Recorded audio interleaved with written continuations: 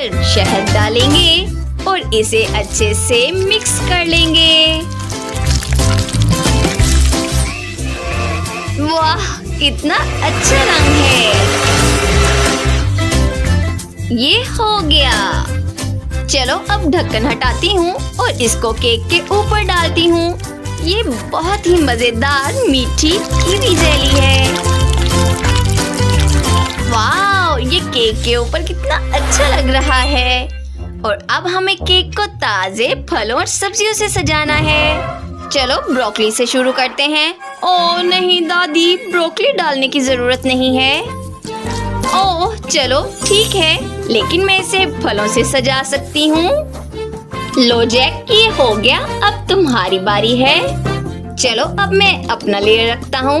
ओह वाह, मैंने इसे स्किटल से सजाया है। चलो अब इसके ऊपर स्ट्रॉबेरी सिरप डाल